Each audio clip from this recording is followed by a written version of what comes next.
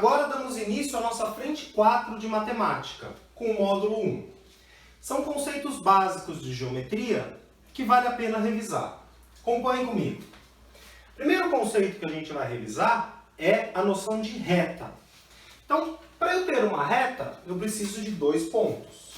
Por exemplo, aqui. Eu tenho o ponto A, o ponto B. Por esses dois pontos, passa uma reta.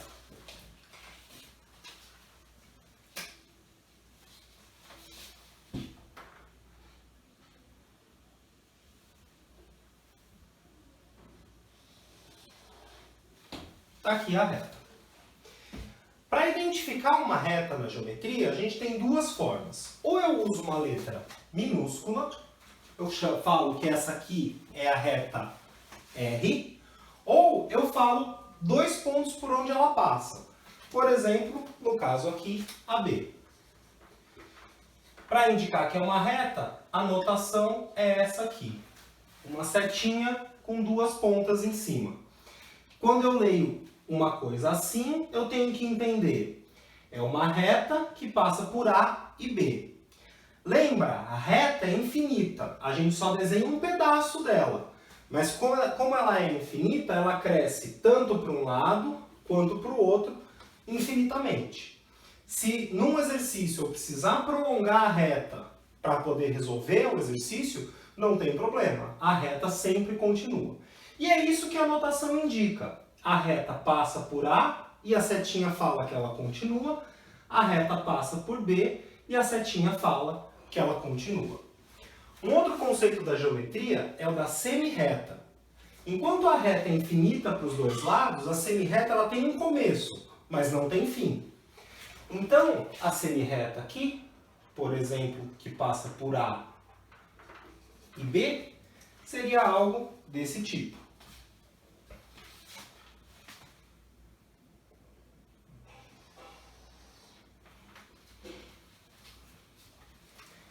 Ela começa em A, passa por B e continua. A simbologia é assim. Perceba que agora só tem setinha no B, porque pelo B ela passa e continua. Mas pelo A ela não passa, então não tem setinha sobre o A. Quando eu vejo uma notação assim, eu tenho que ler. É uma semirreta. Começa no A, passa por B e continua infinitamente. Por fim, a gente tem o segmento de reta. A reta não tem começo nem fim. A semirreta tem começo, mas não tem fim. O segmento tem começo e fim. Então eu vou desenhar aqui um segmento AB. E como ele é segmento, ele começa no A e termina no B. A notação para segmento é assim. Indico onde começa, indico onde termina e eu coloco uma barrinha em cima sem flechas, para indicar que ele vai até o A e para, não passa, e também vai até o B e para, não passa. Desses três, segmento é o que a gente mais vai utilizar nas nossas aulas daqui para frente. Porque segmento é aquele que tem medida. Eu consigo medir essa distância aqui, que eu chamei de D. E é ele que vai formar lados de triângulo, ele vai formar lados de quadrado, e ele vai formar as figuras geométricas planas que a gente conhece. Vamos agora estudar o que é ângulo. O ângulo, a ideia do ângulo é medir uma abertura. Por exemplo, se fosse uma porta e uma parede. Quanto que a porta está aberta com relação à parede? Lembra, ângulo mede uma abertura. Então, tanto faz se eu meço o ângulo aqui perto do vértice, perto da dobradiça da porta, ou se eu meço o ângulo aqui longe, ou seja, meço a abertura da porta com a parede próximo ao maçaneta da porta. A abertura da porta com relação à parede vai ser a mesma. Tanto faz se eu meço aqui ou se eu meço aqui. Esse ângulo eu vou chamar de alfa. Uma outra forma de denotar ângulo é falar os pontos por onde ele passa. Então, por exemplo, aqui A, aqui o vértice B e aqui C. Então, em vez de falar o ângulo alfa, o exercício, por exemplo, poderia falar o ângulo ABC com um chapeuzinho. Toda vez que eu ver chapeuzinho, eu tenho que pensar, é um ângulo. Que ângulo? Começa no A, dobra no B, termina no C. Começa no A, dobra no B, termina no C. É esse ângulo aqui que eu tinha indicado como alfa agora há pouco. Percebe também que eu não preciso começar em cima, poderia começar embaixo. Então, se eu falar o ângulo CBA, começa no C, dobra no B, termina no A, é o mesmo ângulo alfa que eu tinha desenhado antes. São três formas de denotar o mesmo ângulo. Pela letra grega ou usando essas duas notações. Vamos ver agora três ângulos importantes da geometria. O primeiro deles é esse. É o ângulo de uma volta inteira. Então imagina que meu A está aqui, o B, a dobradiça da porta, está aqui, e eu quero representar um ângulo de uma volta inteira, ou seja, tudo isso. O ângulo de uma volta inteira mede assim. O C, como ele deu uma volta inteira, acabou caindo sobre o A. O ângulo de uma volta inteira mede sempre 360 graus. Outro ângulo importante é o ângulo de meia volta. Então aqui está o meu A, aqui está o B e aqui está o C. Se eu der meia volta, como a volta inteira é 360, meia volta, 180. Esse ângulo de 180 graus tem nome. O nome dele é raso. Esse aqui é o ângulo raso. Por fim, terceiro ângulo importante que eu queria apresentar hoje é o ângulo quando eu faço um quarto de volta. Então aqui está o meu A, aqui está o meu B e o meu C está aqui. Bom, se a volta inteira é 360, metade é 180, um quarto vai ser 90. 90 graus é um ângulo que também tem nome. O nome dele é ângulo reto. E esse ângulo de 90 graus é tão mais importante que os outros, que até o símbolo para indicá-lo é diferente. Para indicar um ângulo reto, eu uso um quadradinho no canto, em vez da curvinha que eu estou usando para indicar ângulos. Então, toda vez que eu, num exercício, observar um quadradinho no canto, eu tenho que lembrar que é um ângulo de 90 graus que está lá.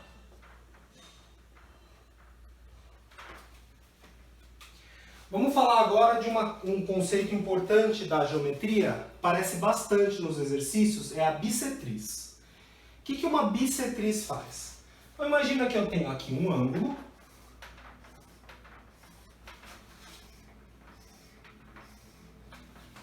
está aqui esse meu ângulo. Se eu falar que essa semirreta OP é uma semirreta. Se eu falar que essa OP é bissetriz desse ângulo,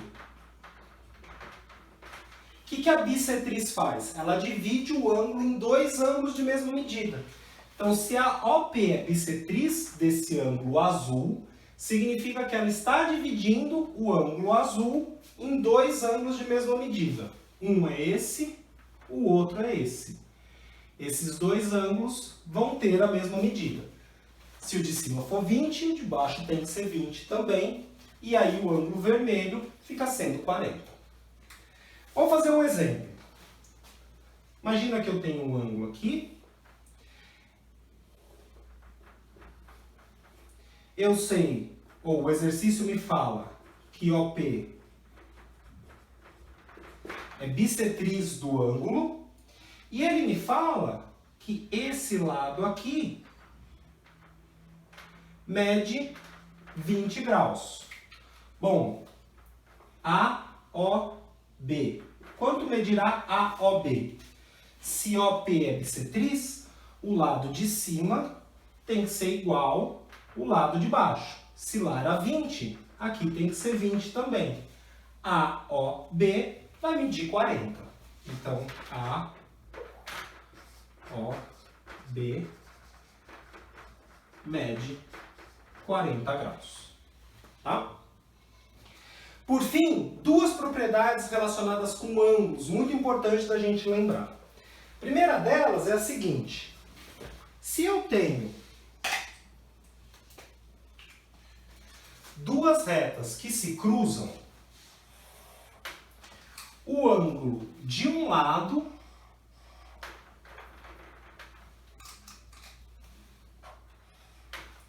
vai ser sempre igual ao ângulo do outro. Então, esse ângulo vai ser igual a esse. Essa propriedade chama ângulos opostos pelo vértice. Mas não precisa lembrar do nome da propriedade. O que precisa lembrar é da propriedade.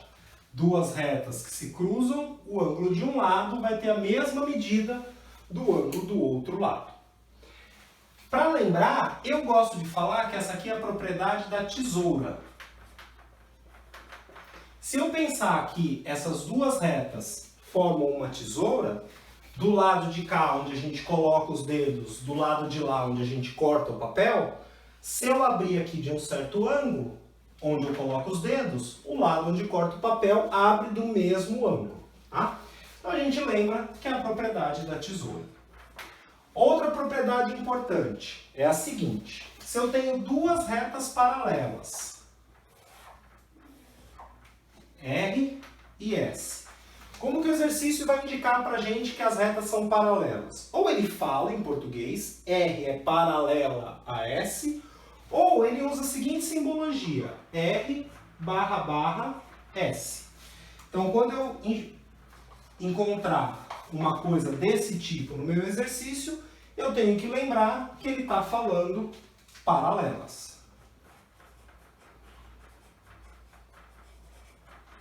/ significa paralelas.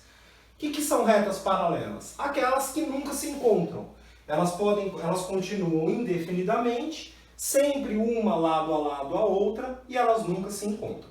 Como os trilhos do trem. Eles continuam sempre um do lado do outro, e eles nunca se encontram. O dia que eles se encontrarem, o trem vai descarrilhar.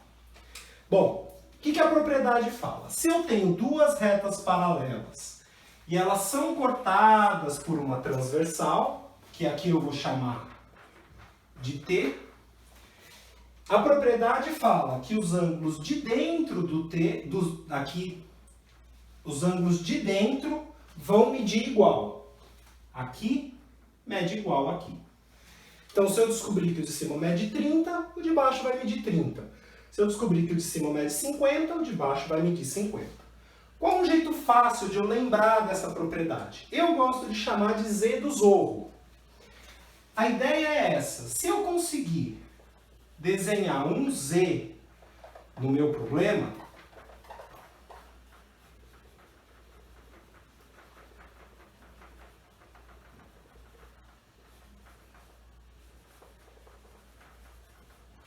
os ângulos de dentro do Z vão sempre medir igual.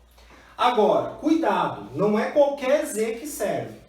Ele tem que começar numa das paralelas, passar pela transversal, terminar numa das paralelas. Se o Z que você construir for assim, começando e terminando em paralelas, então tenha certeza que os ângulos de dentro vão medir igual. Bom, vamos agora fazer os exercícios do módulo. Então, o exercício proposto 1, ele dá a seguinte figura e pede que a gente determine um dos ângulos. E ele dá as alternativas. Bom, como eu posso fazer? Para eu determinar quanto mede esse ângulo, eu precisaria saber quanto mede x. A mesma coisa para cá. Para eu determinar quanto mede esse ângulo, eu precisaria saber quanto mede x. Então, no fundo, eu tenho que descobrir quanto vale x nesse problema. Como que eu posso fazer isso? Percebe aqui que eu tenho duas retas que se cruzam? É a propriedade da tesoura. O ângulo de um lado tem que ser igual ao ângulo do outro. Então, esse ângulo aqui tem que ser igual a esse ângulo aqui. Bom, se eles são iguais, então eu posso escrever que 3x mais 10 é igual a x mais 50. E agora eu tenho uma equação para resolver. Como que eu posso resolver essa equação? O x que está à direita eu trago à esquerda e esse 10 graus que está à esquerda vou levar à direita. E aqui eu vou ficar 3x. Esse x quando vai para a esquerda ele vai subtraindo. Então fica 3x menos x. Isso vai ser igual, o 10 que está à esquerda somando vai subtraindo. Então 50 menos 10 graus. Tá? 3x menos x, isso aqui vai dar 2x. 50 menos 10, 40. 2 vezes quanto dá 40? 20. 2 vezes 20 dá 40. Então eu descobri que meu x é 20 graus. Mas é o x que ele pede no problema? Não é. Ele quer saber quanto medem um desses ângulos. Bom, primeiro que eu sei que eles são iguais, porque é a propriedade da tesoura. Basta eu calcular um deles, que o outro sai de graça. Qual parece ser mais fácil para calcular? 3x mais 10 ou x mais 50? A mim me parece mais fácil x mais 50. Então vamos calcular. X mais 50 vai ser, no lugar do x, eu posso colocar o 20, que eu já descobri que ele vale. 20 mais 50, isso costuma dar 70. Do outro lado, como é pela propriedade da tesoura, tem que ser 70 também. Alternativa do enunciado, E. Agora eu queria fazer só que está na tarefa. Então vá até o final da sua apostila, localize a tarefa, o exercício 1 da tarefa, deste módulo, frente 4, módulo 1, vamos resolver. O exercício fala o seguinte: ele dá a figura e pede o valor de x. E uma informação importante do enunciado é que R / S. Quando eu leio R / S, eu tenho que pensar paralelas. Então ele está me falando que eu tenho duas retas paralelas no problema. Sempre que o exercício te falar em retas paralelas, fique esperto para ver se não tem um Z do zorro escondido. E aqui tem. Eu posso traçar um Z aqui. Começa numa paralela, passa pela transversal, termina na paralela. Está aqui o Z do zorro escondido. O que a propriedade do Z fala? Os ângulos de dentro, esse e esse, vão medir igual. Bom, não me ajudou muito. Não sei nem o de cima, não sei o de baixo. Mas percebe agora que aqui, bem nesse cruzamento, nesse vértice, tem duas retas S e T se cruzando. Então aqui tem uma tesoura. Então se o lado de cá é 60, o de cá tem que ser 60 também. Pelo zorro, o de baixo eu já tinha descoberto que valia igual ao de cima. Se aqui é 60, lá em cima é 60 também. E percebe agora que aqui apareceu um ângulo de 180? Vou fazer um zoom nesse trecho aqui para a gente poder estudar melhor.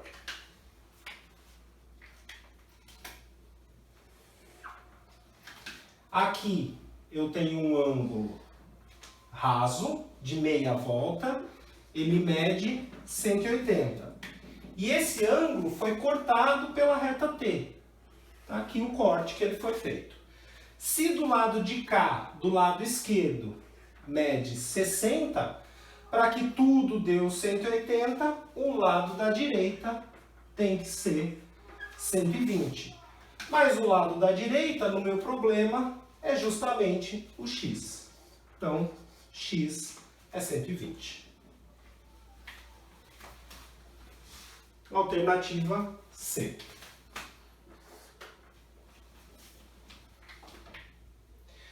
Vamos agora voltar para os exercícios propostos e fazer o exercício proposto número 3. Esse exercício é interessante porque ele tem um truque. Para resolver esse exercício, se você não conhecer o truque, é bem difícil ter a ideia pela primeira vez. Mas depois que alguém te apresenta o truque, você fala, nossa, como eu não vi isso antes? Então eu queria te apresentar esse truque. Qual que é o truque? O problema, ele fala que eu tenho paralelas. R1 paralelo a R2. Então a de cima e a de baixo são paralelas. Se tem paralelas, pensa no Z do zorro. Mas aqui não tem um Z do zorro. Teria um zigue-zague do zorro, que não é o que a propriedade me fala. Como que eu faço aparecer um Z do zorro? E aqui que está o truque. Você passa uma reta paralela às duas outras, bem pelo bico.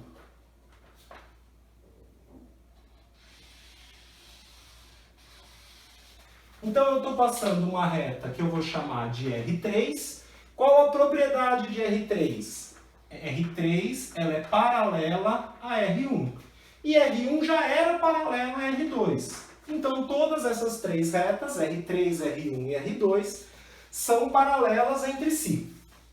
Bom, e agora eu consigo fazer o Z. Aqui tem um.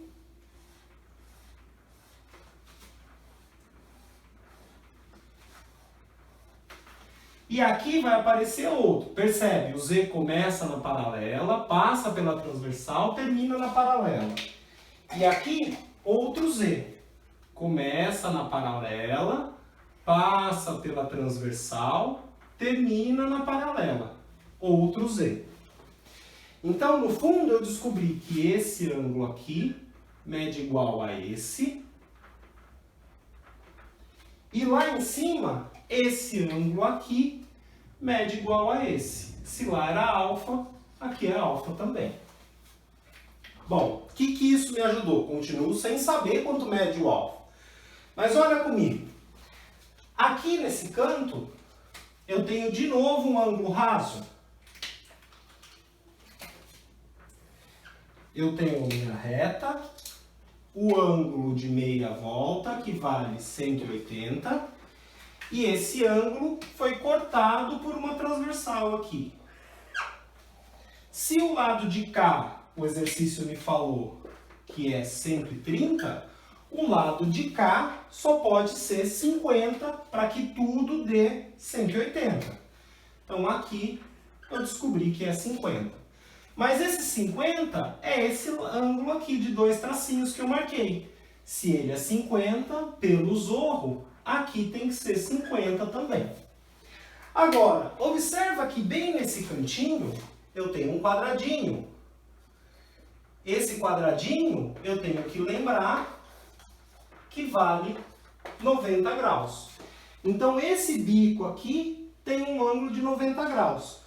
Se esse pedacinho de baixo mede 50, o pedaço de cima tem que medir 40 para dar os 90 que formam o ângulo todo aqui nesse bico. 40 é o alfa, que é o que o exercício pede para a gente descobrir. Tem alternativa? Tem. Alternativa A.